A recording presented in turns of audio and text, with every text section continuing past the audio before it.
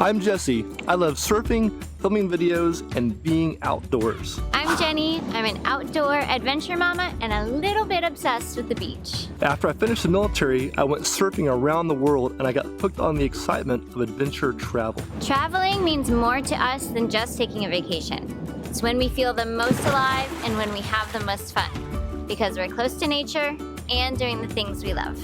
We started in Florida, crossed the border in Mexicali, and are now heading down to the very bottom of Baja Mexico. We're checking out the beaches, the culture, and learning what makes Baja so special. In today's video, we're going to cover the time that we spent in Gonzaga Bay, Baja, parking right on the beach on the Sea of Cortez. We need to go back. Yeah.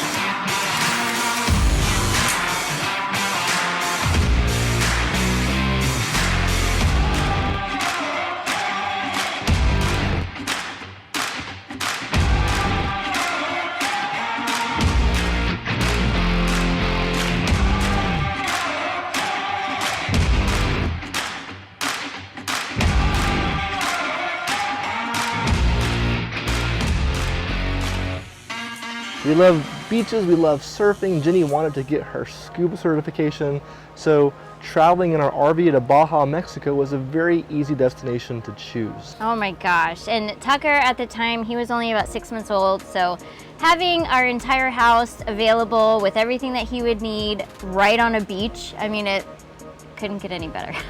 If you haven't already seen our previous videos about Baja, here's a really quick recap as to the steps we took to get there. Just showing. So I had this guy, and now I got this guy. This is 3/8. Yep. This is 1/2 inch. Yep. We'll be at 1 inch here in a minute. One of the things about traveling through Baja, you really want solar power. There are some full hookup RV parks, but some of the most insanely beautiful locations that you'll find are completely off-grid. So I went up on a roof and I installed 4 solar panels that are just shy of 1200 watts of power. We've got an Outback Flex Max 80 amp controller, charge controller that's taking that power and charging our batteries, keeping them topped off. And what was really cool is like midday, the batteries are filled up and all the power is surplus. We can use appliances freely in the afternoon, and all that power is just surplus power we can't store in our batteries. So in Mexico, there's plenty of sunshine in Mexico, let's just say that. Getting the RV ready for Mexico was a lot of work.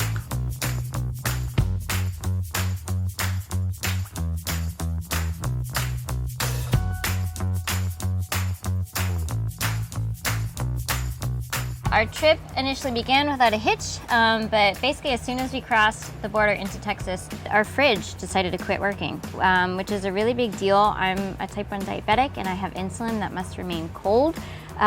So we pulled over immediately. You actually found, what was the name of that area? There's a famous old town called San Felipe in Texas. That's what it was. That's and what was funny, our destination was San Felipe, Mexico. So we didn't make it to we made it to the wrong San Felipe when our fridge crapped out. We were just driving down the road. Our fridge started to beep. We have it off right now, but it was flashing no FL and no AC. I took it apart and I found out why it's not working. But it was getting propane, it just wasn't sparking because a piece of rust had fallen on top of the electric sparker and was shorting it out. How's it going? Good, I need a vacuum with a long skinny piece. I'm gonna use Jenny's nice new vacuum to suck up a bunch of rust. What? Yeah. Oh.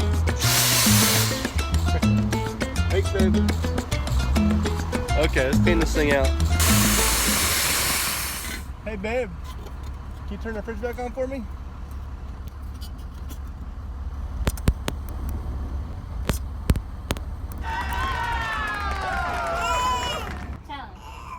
Hey Dad, I told you just gotta go clean that damn propane thing off. Get the vacuum, clean it off. So we got the fridge fixed, back in service, got back on the road, and we're traveling on over towards the border crossing. We pulled over for the night in Arizona and promptly got the RV/truck stuck. I forgot about that. Long day of driving. We just wanted to pull in for the night, you know. No, so I remember this. I was so mad at you because we had a good spot, and then Mr. Perfect Boondocker over here was like, no, the one through that mud hole looks even better. Let's go over there. It wasn't muddy, but it was very loose sand. Yeah. Yeehaw, cowboys and cowgirls. All right, a little rubbing on the side. I don't like the way it feels right now. Spinner. Let me get around stuck. Right over here. We're spinning. We found a killer boondocking spot, but we also found some soft sand. The rear wheels are buried. We got to get the truck unstuck.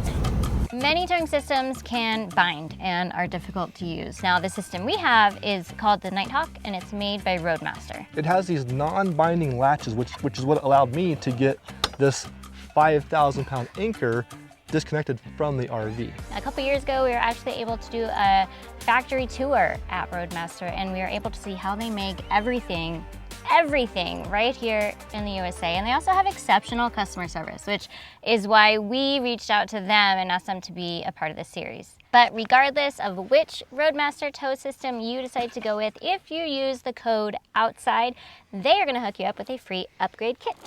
Right here.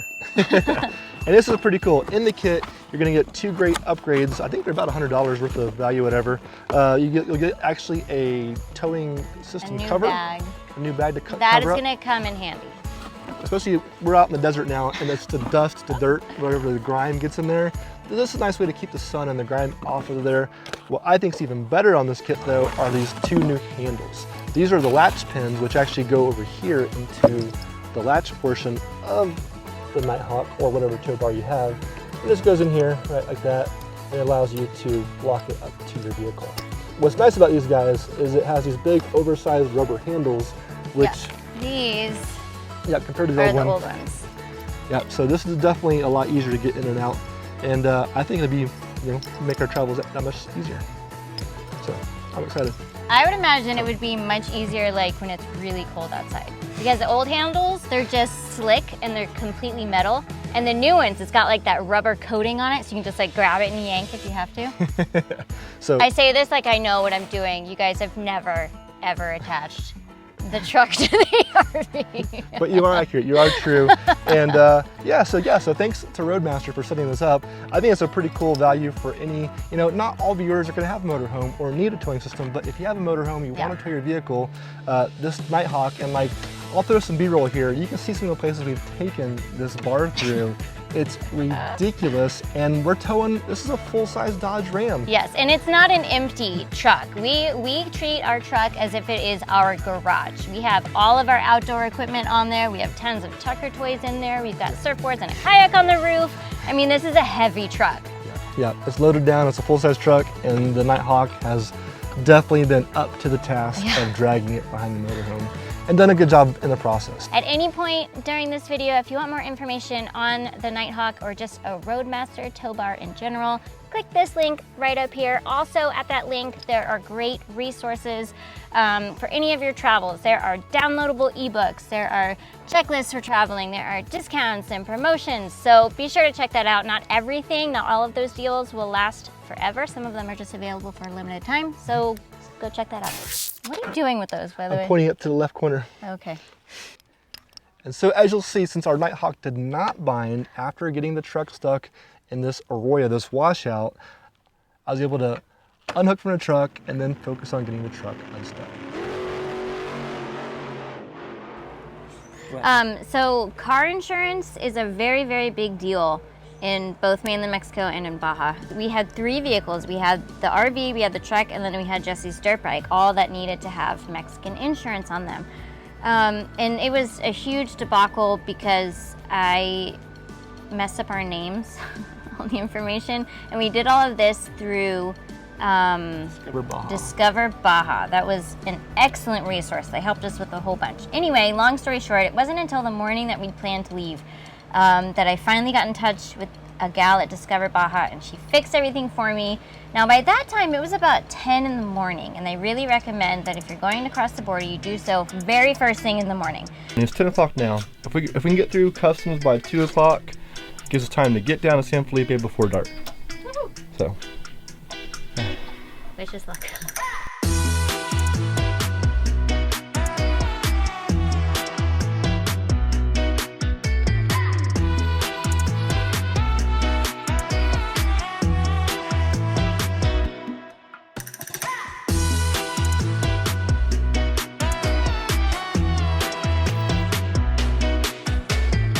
And now we did this at Mexicali East, is where we decided to cross the border.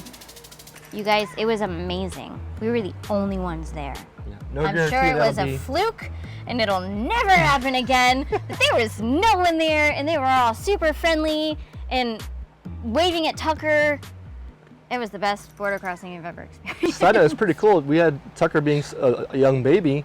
They let Jenny and Tucker stay in the RV. I carried their passports, and I was able to have their passport stamped. They just like looked out the window. I just waved at the gentleman, and he like waved back, and I held Tucker up, and he was like, "Yeah, good." Gringo wife check, gringo baby check, stamp. That was probably really illegal, and not at all what he was supposed to do, but it worked out well. Yeah, Mexico is very chill. This is awesome. There was like no. It still took a long time, but there's nobody in line. There's no wait. So not only were we super nervous about crossing the border, just having all of the right paperwork and everything, we didn't even know if our phones were gonna work. We did some research through Verizon.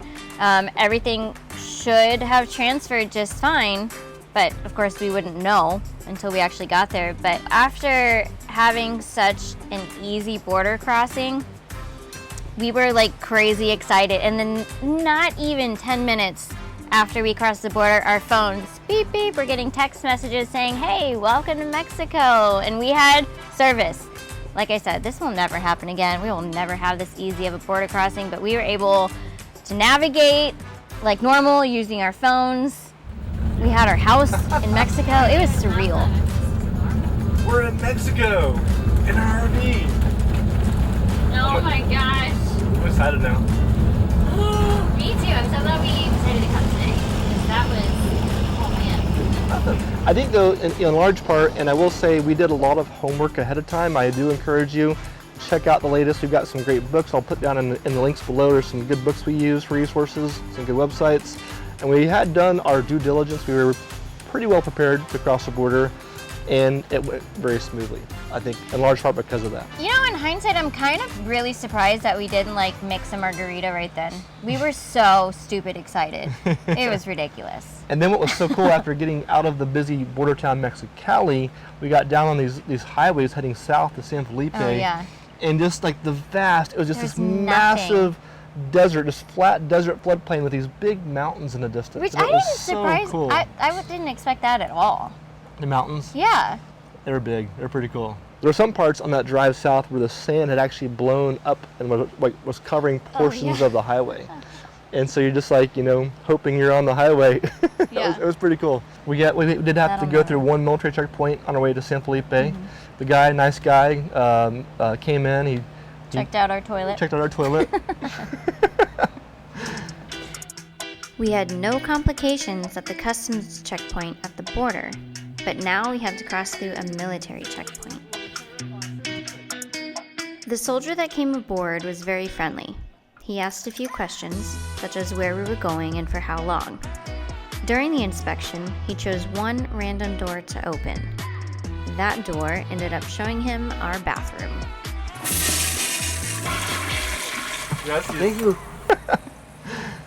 I mean, a person could fit in there, so. Yeah, he just wanted to It's check. legit. I think they have to check something. They have to walk in your RV and look somewhere. And so Yeah, it's funny. Going south through Baja, never had an issue with the checkpoints. It wasn't until we were trying to like get out that they started like stealing Jesse's Cokes and getting really thorough. Anyway, that's for a later episode. We got to San Felipe after this week plus travel, cross country, cross the border. We were so exhausted, getting stuck, refrigerators breaking. We rolled into Victor's RV park and just took a long, deep breath. Yeah. It was good. We booked a week-long stay there, and it was time for us to decompress. It was right on the beach, so we could enjoy the beach. I actually got to work and I installed a WeBoost cell phone signal booster as well as a Wi-Fi Ranger Elite AC unit. These systems I installed will allow us to get a stronger cell signal, and also if there's internet nearby, we can tap into any open internet sources, any Wi-Fi. We were really impressed with Victor's RV park. It is right on the water. There's a ton of good spots. And we ended up meeting some really cool people while we were there.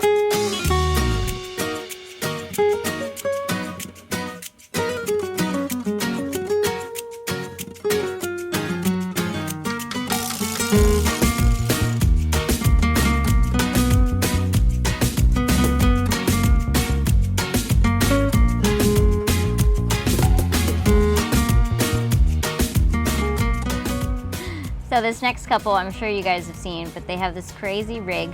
And the entire day before we like mustered up the courage to talk to them, Jesse's just like man crushing on their rig. It's like this crazy off-road Mercedes, and they have 2 big dogs, and we're like, man, that's so cool. So we finally introduced ourselves, and it was Fabian and Isabella of Live and Give 4x4. So that's how we met them at Victor's RV park. We are Live and Give 4x4. We are traveling around the world already 1 year. Yeah. Yeah, go ahead. In our 4x4 truck. And yeah, now we are in Mexico with you guys. Right now it's Baja.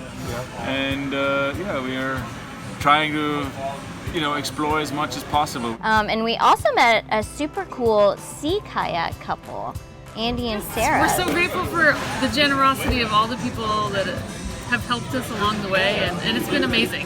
It was kind of cool. We're all hanging out, all 6 of us, or 6.5 of us. I think we had Tucker there. Andy and Sara, they were I think they were taking off the next day, weren't they? Yeah, they're taking off, and they, I believe it was a 2-month trip, right? Fabian and Isabella with Live and Give, they're traveling south, we're traveling south. We had some similar plans. Our RV can't go quite as many places as their big badass off-road RV can, but we're gonna go as far as we can. So let's go for it. We decided to travel south together for a little while. Yeah. Are you starting to feel the excitement of the trip? Yes, definitely. Yeah, I'm sure it feels a little bit more real now, right? Feeling very real. Yeah, pretty real. It's always like this, you're just panicking to figure out how the hell to get everything into or onto the boat. And, Yep. and it's a little frustrating too at the same time. I'm trying to prevent myself from saying, why do we always have to leave like in a frantic state? And we're very organized people, but somehow you just end up doing everything at the last minute. But today, as always, we're just throwing stuff in and we're debating. We don't need this, we don't need beans. Yes, we need beans, of course we need beans. That's just life sustenance. But the beer, we gotta bring the beer and the tequila. So it's just this emotional time, let's put it that way. But it's all gonna be good.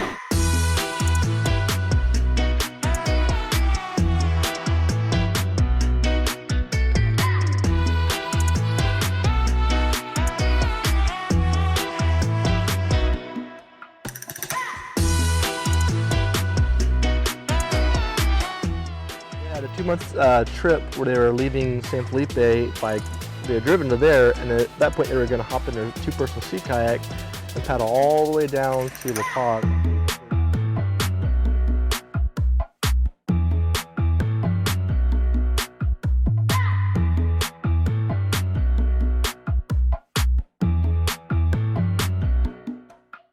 So we took off and we all headed south, and the roads were pretty rough.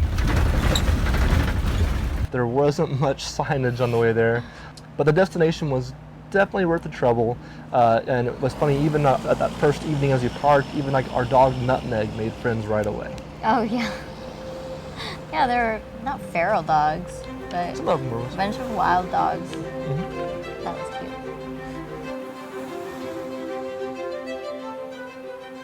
So now you're all caught up, and we are now in Bahia Gonzaga. This is Gonzaga Bay on the coast of the Sea of Cortez.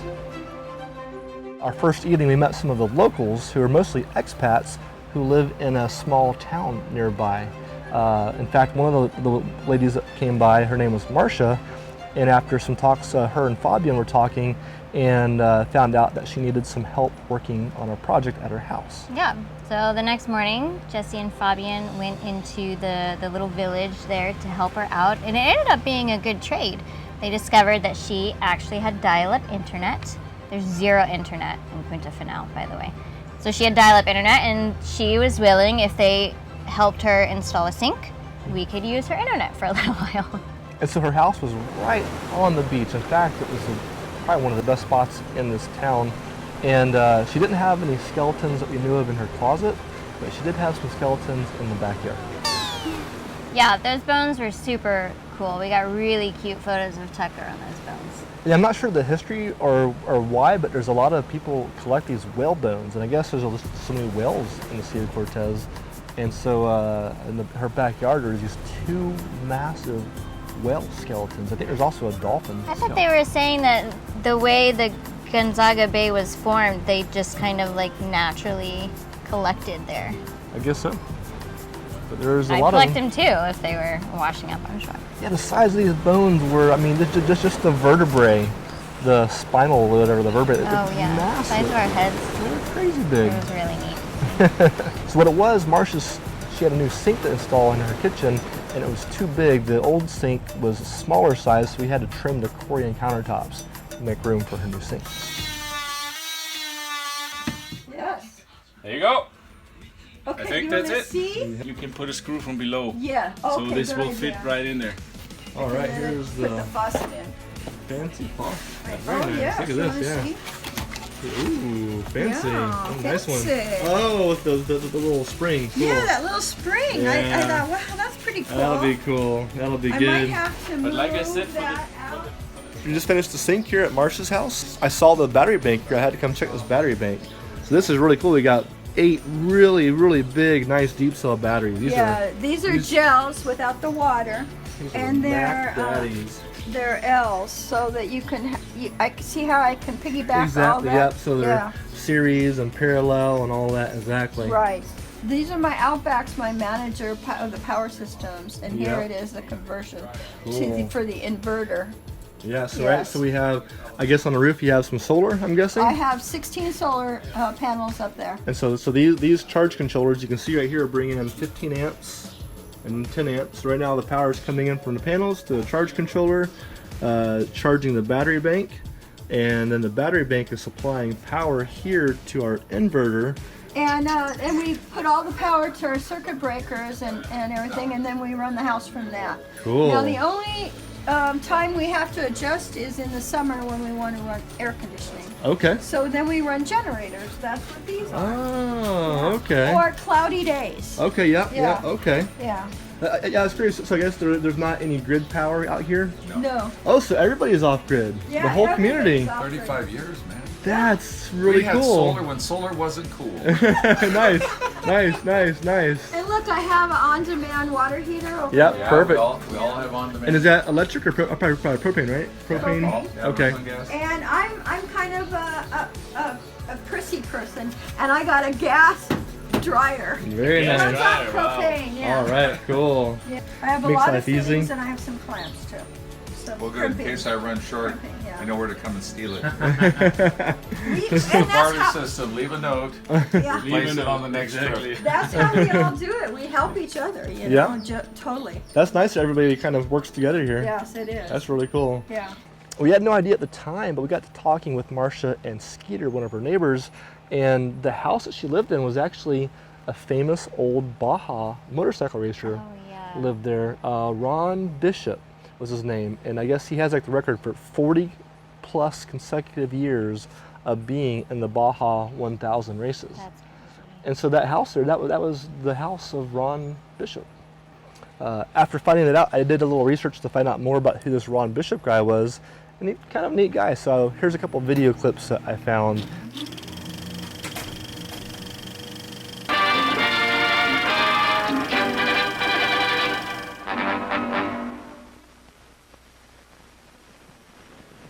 Hi, I'm Dick Simmons, your host for this half hour. And believe me, this one coming up is what you might call, hairy. Can you imagine this idyllic desert scene with its inherent quietness suddenly shattered by the roar of a motorcycle?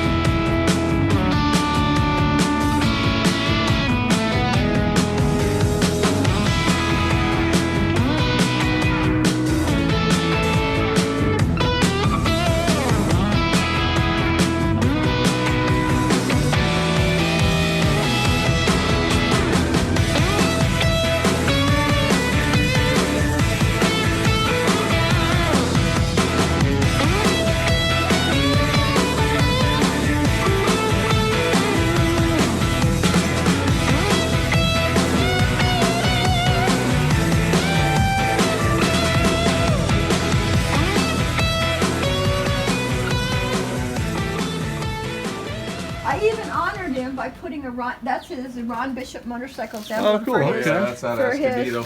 yeah, RV he has motorcycles. his own shop there. Yeah. Cool.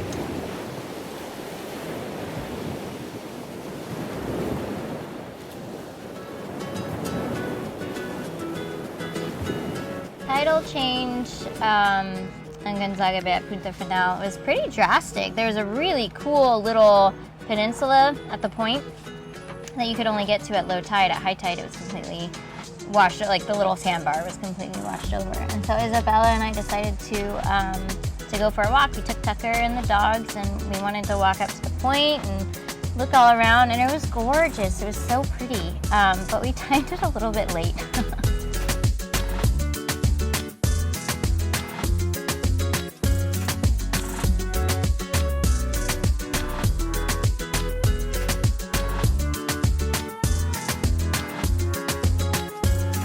So we made it out to the point, and you have to climb up a good amount to get on top of the rock. And the sand, oh my gosh, the sand was so hot. Isabella actually let me wear her shoes. She's got like crazy strong feet. Anyway, so I got to wear her shoes, her flip-flops, to get up through the sand. And there were pokies. I mean, it was kind of steep. It's not like an easy climb. But we finally made it up to the top, and it was just so pretty. You could see so far. I don't know, how tall are those rocks? They were maybe 100 feet tall, 150 feet tall. I was gonna say at least like 600, but that's fine. 100 feet tall. Yeah, we ended up staying on top of those rocks a little bit too long. But so as I mentioned, the tidal change was pretty drastic, and it's quick. Oh my gosh. So I told you how there's a sandbar that connects the peninsula to where we were camping. That thing gets covered with water really, really quickly.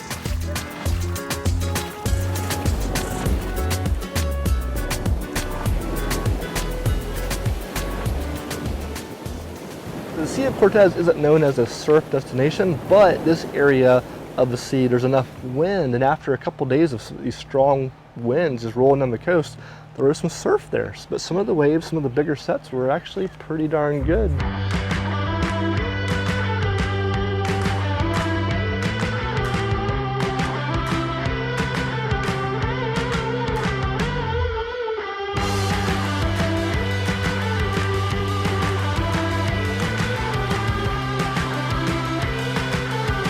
We've put together a ton of resources to help you travel both in the US as well as Mexico. Things like downloads, checklists, we've got discounts and even some promos to help you out on your trip. Some of the specials, like that free travel guide, are only available for a limited time, so make sure you go get it now. Over here you can check out some of our original Baja videos, and as soon as it becomes available, our next video will be right here. Check out our website for more information. Thank you for watching, and I will see you in the next video.